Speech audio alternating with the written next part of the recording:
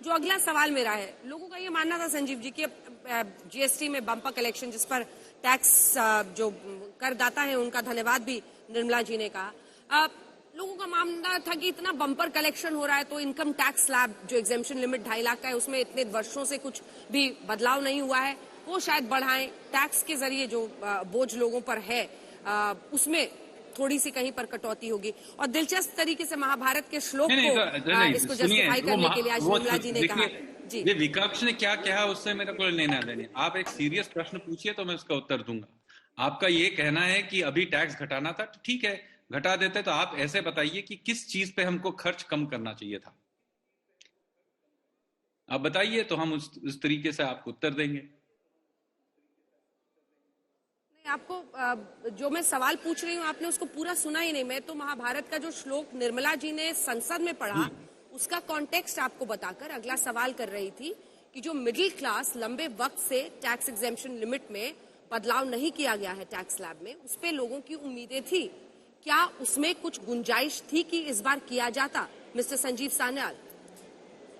देखिए, हम चाहते हैं कि हर एक को कुछ लाभ हो, टैक्स से लाभ हो या खर्च करके लाभ हो, लेकिन हर एक परिस्थिति के अनुसार ही हम लोग पॉलिसीज करते हैं।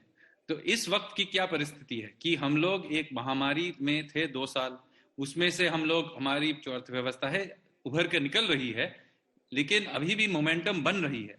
तो उस परिस्थिति में हम लोग टैक्स काटे या हम लोग इंफ्रास्ट्रक्चर पे खर्च करें। तो हमने ये कदम लिया है कि हम इंफ्रास्ट्रक्चर पे कदम लेंगे, क्योंकि इससे क्या होगा, 2 चीजें। एक तो है इंफ्रास्ट्रक्चर देश को जरूरी है, हम लोगों को हाईवेज चाहिए, एयरपोर्ट चाहिए, उनको चाहिए ही, तो ये अच्छा समय है उसको बनाने के लिए।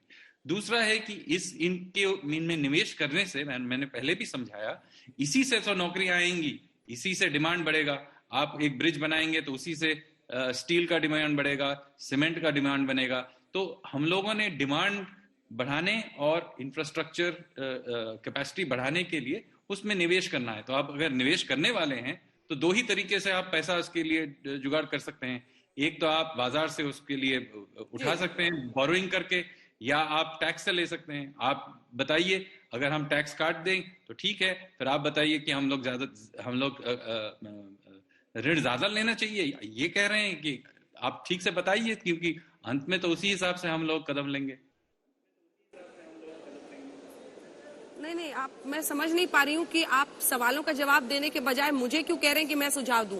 आम आदमी की जो उम्मीदें हैं उसको आपके सामने रख के, नहीं तो आप प्रश्न ही आम आदमी के सुझावों को आपके सामने रखकर प्रश्न ही नहीं उनकी जो उम्मीदें हैं उस पर प्रश्न कर रहे हैं, जो दशा और एक प्रश्न ही नहीं है। एक सेकंड, आप बोल रहे हैं ये हो रहा है, नहीं हो रहा है, आप सीधा प्रश्न बताइए, साफ से दशा और दिशा जो अर्थव्यवस्था की है। जी आराम से सर, आराम से सवाल ही है, और सवालों की आप सवाल नहीं पूछ रहे हैं, यही तो मैं आपको बता रहा हूं। अच्छी बात है कि आप इतने राजनीतिक बहस में घुसे हुए हैं, उसी तरीके से आप जैसे आप बिल्कुल जैसे नहीं, आप राजनीतिक डिबेट करते हैं। टैक्स एग्जेम्पशन लिमिट अगर मिडिल क्लास के लिए सवाल पूछा जा रहा है तो ये कहां से राजनीतिक हो गया?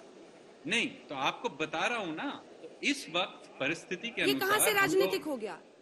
आपको मैं बता रहा हूं। इसको आपने क्यों राजनीतिक कह दिया सर? आपको मैं उत्तर दे रहा हूं, सुनेंगे कि नहीं? इस वक्त आर्थिक परिस्थिति यह है कि हम लोगों को डिमांड को बढ़ाना है, नौकरियों को बढ़ाना है, तो उसके लिए हमको खर्च करने की जरूरत है।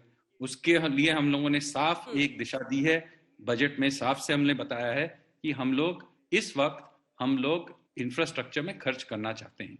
तो यही हमारा मेन मकसद है।